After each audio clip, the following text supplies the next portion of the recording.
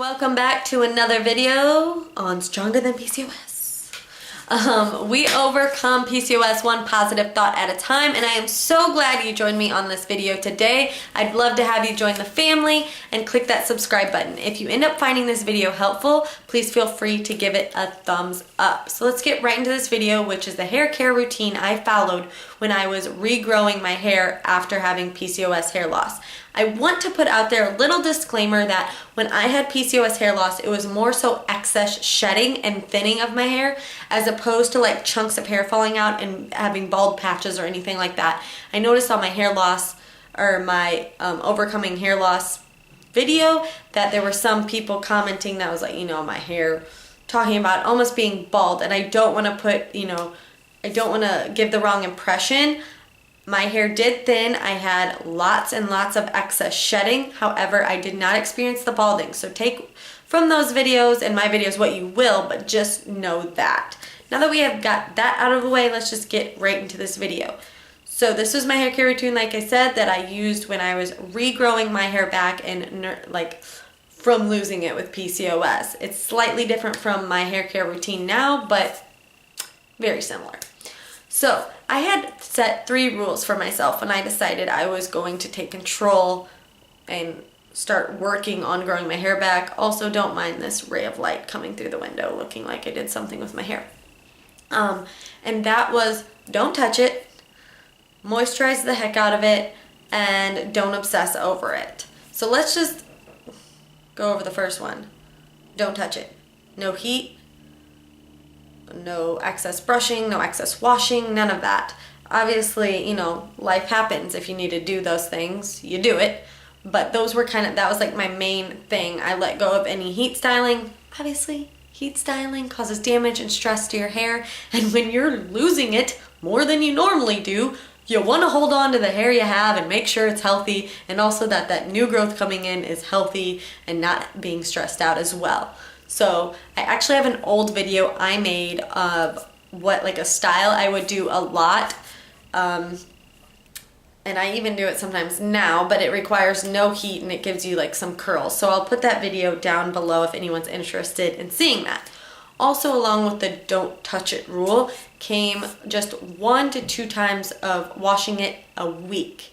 I know that might be a lot for some, but for me that was just like what I set for myself, because the more you touch in your hair and the more you're just lathering on soaps and products, again, it's just not in a balanced state. It's just always being messed with. So I just told myself 1 to 2 a week, 1 to 2 times a week of shampooing and conditioning, and that was that. Unless I did like a lot of oil treatments that week. I'll get into that later in the video. But that was my main rule. So that's the don't touch it. And I also didn't brush my hair. And I know that sounds crazy. And when I would tell people at that time, they would think I was nuts. But I would only brush my hair with my fingers. So I guess I did brush it, but I didn't use a hairbrush. And instead of yanking down, it's mainly pulling apart to get rid of tangles. And yes, this was time consuming, but I did it. I mean, I was eager to have my hair back and have it growing like it normally was and looking like it used to. So just like I'm showing here, just kind of putting your hair through, and definitely do this when your hair is dry, because your hair is even more fragile when it's wet. So do it while it's dry and you just separate it. You see, if you're really gung-ho about brushing your hair, use the brush, start from the bottom and hold it like this. That way, if you brush, you're not pulling on the roots, you're pulling on just the part you're brushing, and you can work your way up all the way. But again, during my time, I was like, nope, and I would just always hand brush it. Now I use a regular brush, but that's just what I did. I just felt that that was the most gentle approach to upkeeping it. As far as shampoo and conditioner goes, sorry, this video might be kind of everywhere because there's a lot going on in this head today. I have used this shampoo and conditioner set for years. Let's see, probably a good 8 years or more. This is from Trader Joe's. You can read it there. I think it's like tingling, whatever. This is the shampoo. Also, it has a conditioner set. This stuff is only $3.99 at Trader Joe's, which I found awesome. It's completely natural, full of essential oils and herbs that help promote hair growth, which it doesn't advertise as that, but I just, when I was going through that journey and I found this, I was like, this is all the stuff that everyone's been recommending to put on my hair. So what it does is it really brings a lot of blood flow to your hair. It gives a tingling sensation from like the eucalyptus and the peppermint in here. Like I said, it just promotes blood flow to the scalp. It smells like peppermint. It smells really good, although it doesn't have like a feminine smell it puts in your hair. It's just kind of a clean smell, which I actually like a more feminine, perfumey smell in my hair, but I just love this stuff so much, I don't care. I keep using it anyways.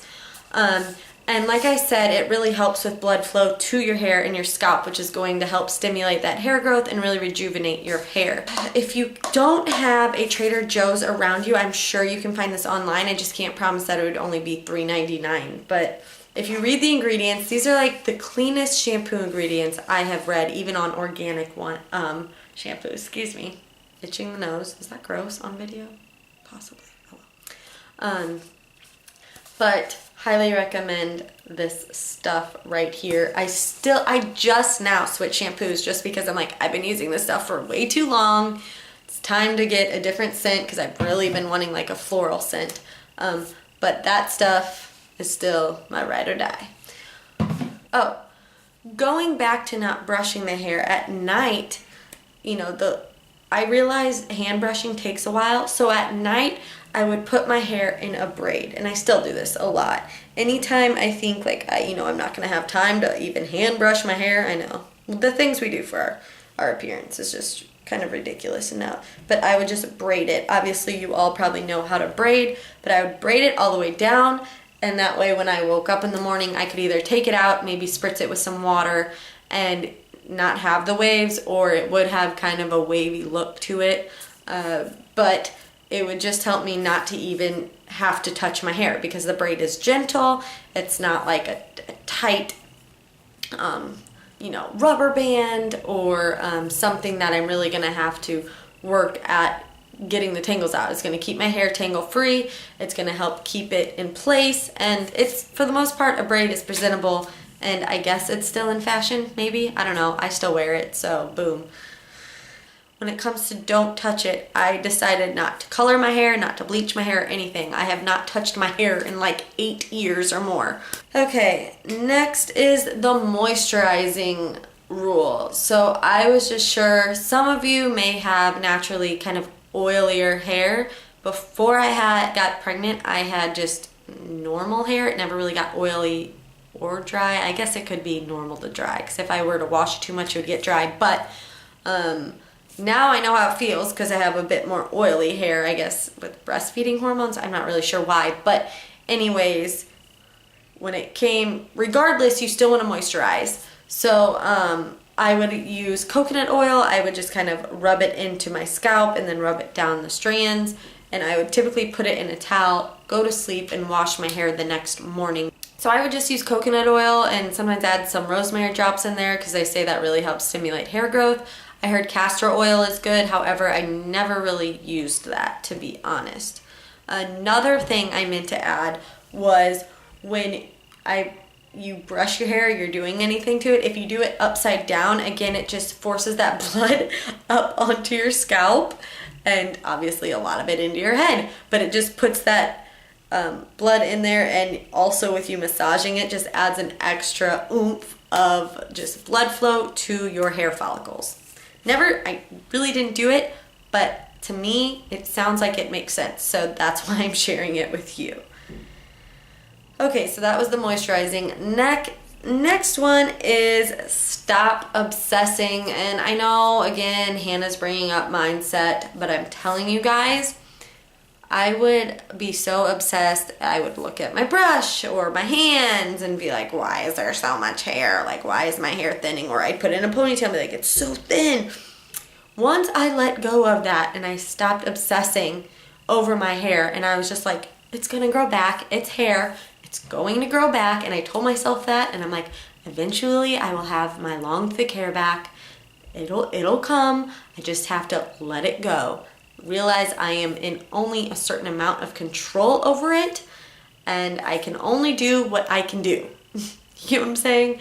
And let it go, the rest. So that would just, that's huge, guys. That's huge. Stop obsessing over it. If you were like me, that's why I'm saying that. I was so obsessed over every symptom with PCOS, and I couldn't even look in the mirror without just being almost feeling every negative emotion possible. So once I let go of those and just, you know, left it up to God, the universe, whatever you believe in, it changed. Like, everything honestly changed. So just don't touch it, moisturize the heck out of it, and stop obsessing over it. But you get it. That's what I used. That's what I did. I know it's very simple, but that's a good thing, right? Thank you guys so much for watching. I appreciate each and every one of you so much. You're an inspiration to me. Reading your stories just gets me up in the morning and excited to make these videos, and I'm so excited to make more. If you have any questions, leave them down below. Also, I want you to know you are stronger than PCOS, and you need to start telling yourself that. Type it down below, stronger than PCOS. Get it in your subconscious. Get it in your mind. Go with it. Believe it. Love you all. See you in my next video. Wants to do the hair care video. Can you, he was just crying because I told him he couldn't touch the tripod. Can you tell us your hair care routine, Eli? What do you do with your hair? Do you brush it? Do you style it? What do you wash it with?